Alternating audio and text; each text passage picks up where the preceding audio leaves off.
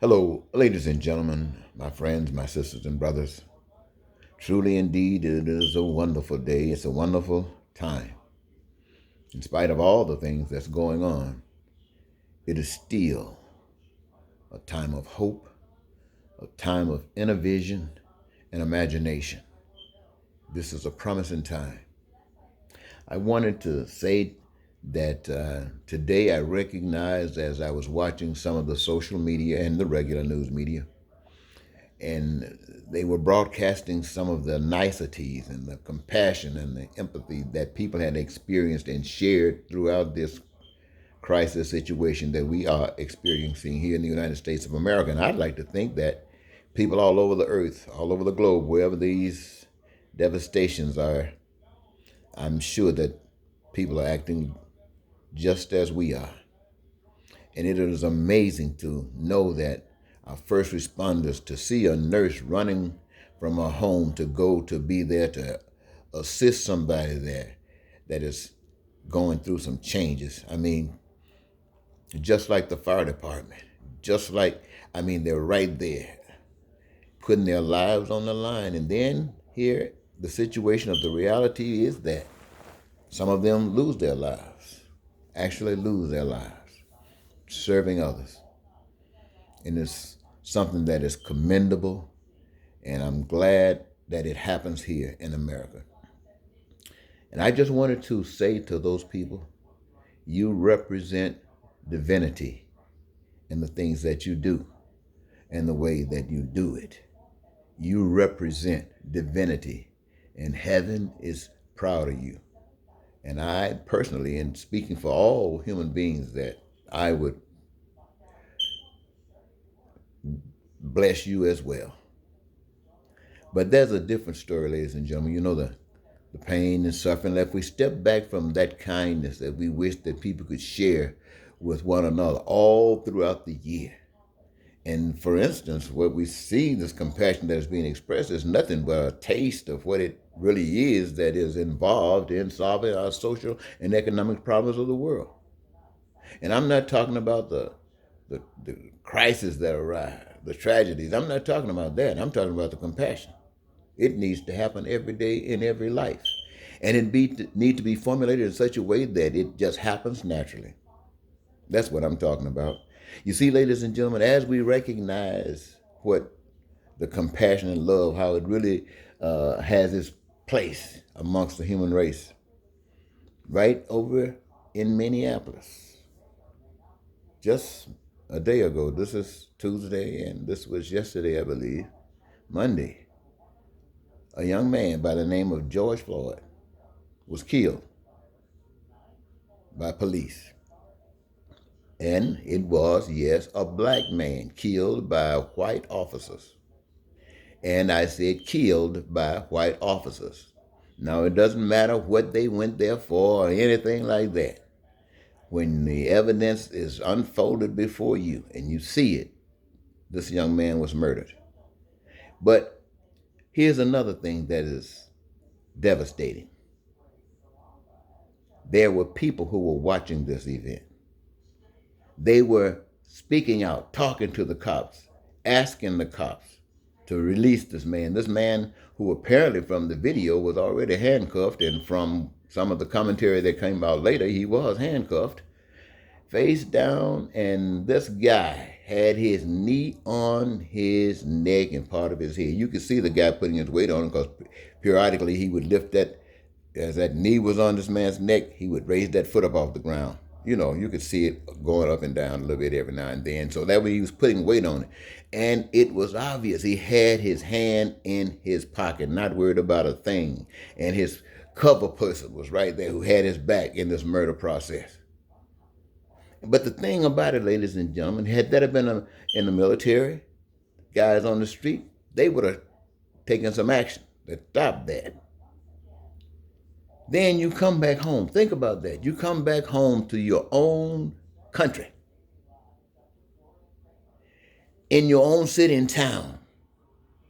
People who are paid from your taxes, you the people, to protect you, to be a first responder like these nurses, kind people like these doctors, kind people like these guys in these ambulances and stuff, kind people.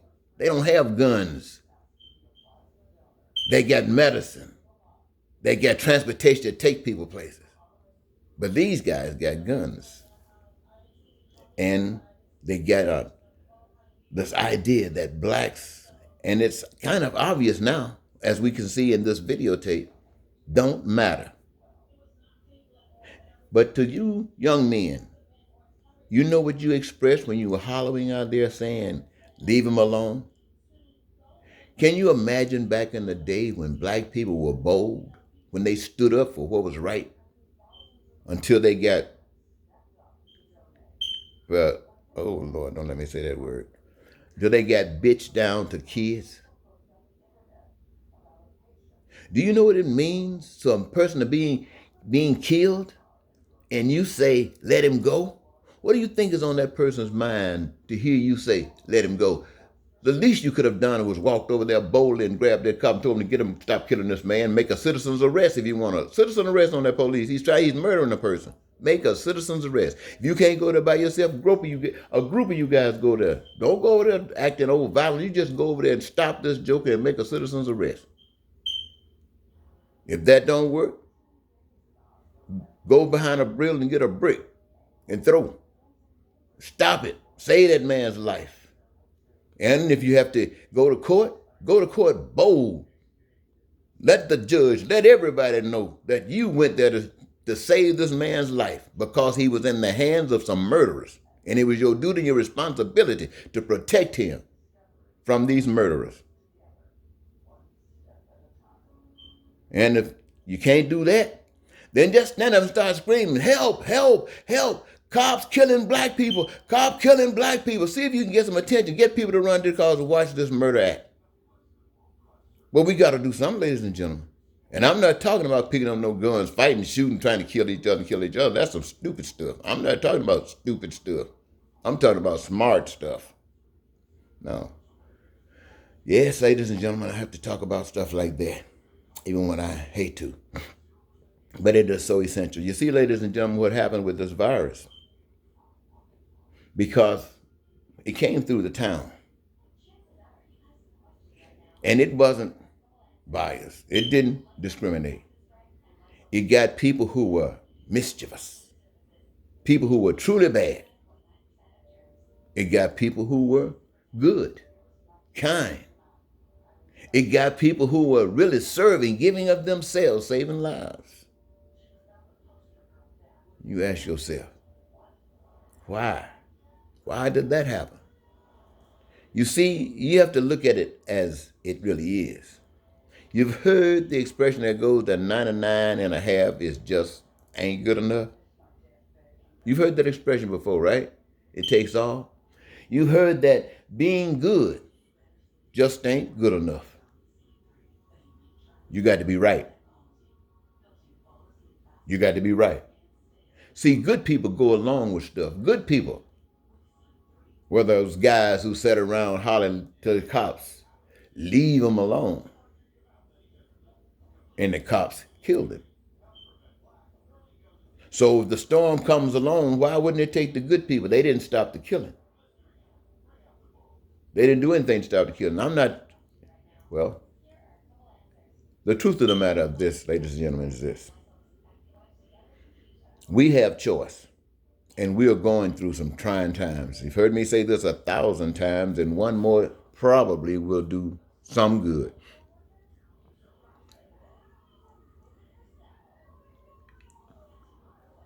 Think of your family. I mean, just think of any family, perhaps yours. If there's no one but you, your mother, and your dad, there's nobody else, but there's 3 in your family. And think about how important the 2 are to the 1, and how much that means to one another. A family. A family. Now think about God. the creator of all existence. Now, I know a lot of people, you don't believe in God. That's okay. I'm not talking to people who don't believe in God. I'm talking to everybody. The creator of all is responsible for us all, our parent.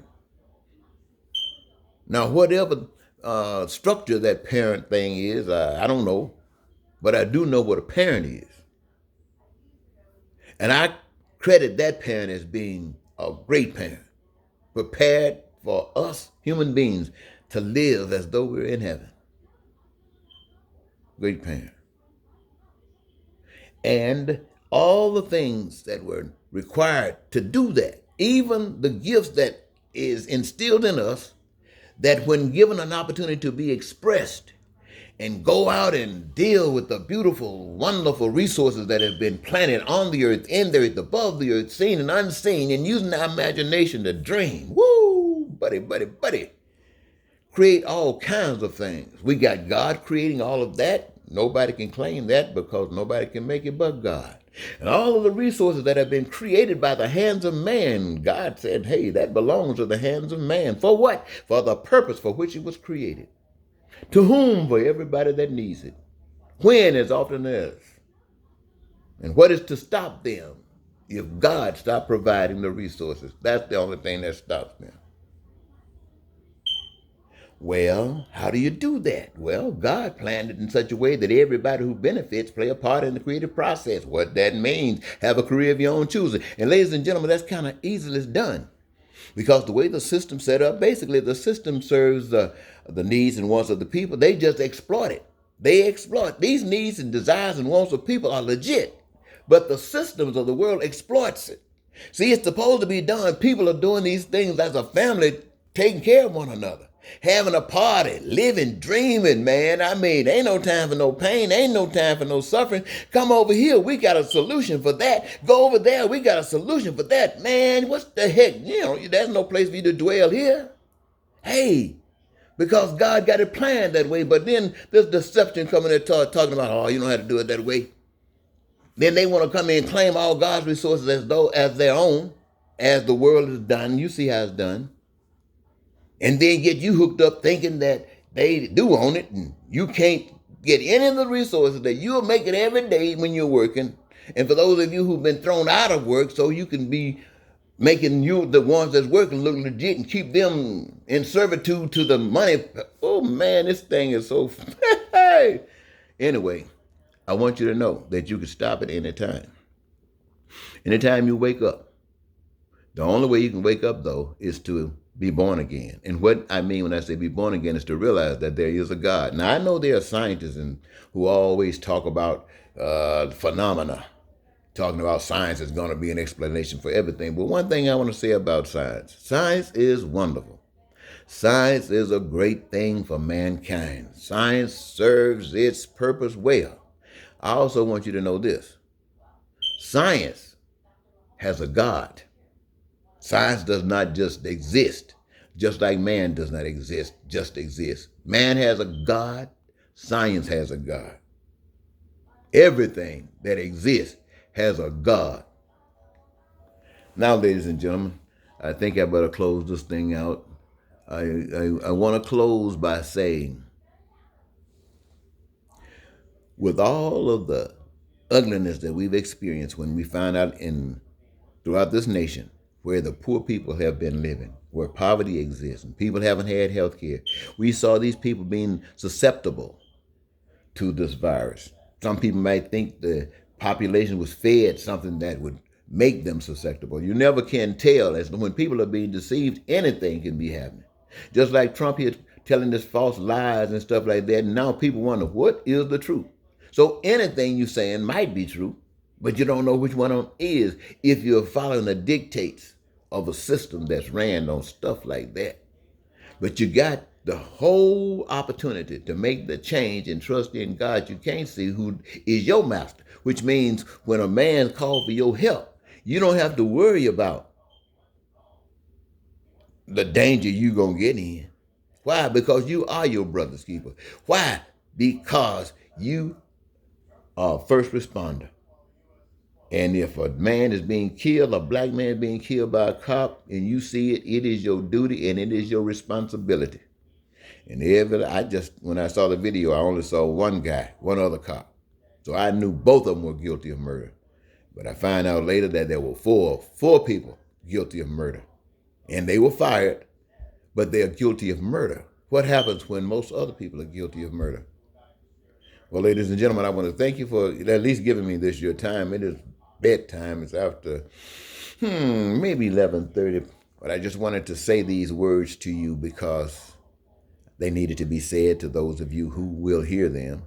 My hope is that when this pandemic starts quieting down, that we the people, when we come back together, we are not thinking about going anywhere with Donald Trump. We're not thinking about going anywhere with that liar. We're not thinking about going anywhere with that expression of demonhood. And I hope, my friends, that you're not thinking about getting on riding on a train called Democrat. Hey, yes, Democrat in the short run, or even in the long run maybe, is a little bit more compassionate than Republicans. But, my friends, it's time. Hey, that's why when a storm comes, it takes everybody. Because sitting around putting up with that stuff, you're just as guilty as everybody else. You're just as guilty as those cops standing there watching that other cop kill, murder George Floyd with his knee on his neck. You're just as guilty. Those young men who hollered and said, stop that, stop that, they are just as guilty as those cops. Now, I know you don't want to hear that, but I'm going to tell you, in God's eyes, you're just as guilty. Why? Because you are a coward. You were bent by fear of what they would do to you if you did the right thing. And everybody else who watch this stuff every day and keep on putting up with it, you commentators on social media, you politicians who watch this stuff every day and make you a little talking like I'm doing right now, just talking, but you in a position to do something about it, to walk out of there and bring some attention to the world about this evilness and lift up what is right. And if you don't know what's right, ask somebody. And they'll tell you what's right. Now remember this is what's right, that which works for everybody. Okay? Now, ladies and gentlemen, I'm going to leave it there and give it to you and let you do what you want to do with it, okay? Thank you so very much for this, your time. I'm Eddie Marcus saying goodbye.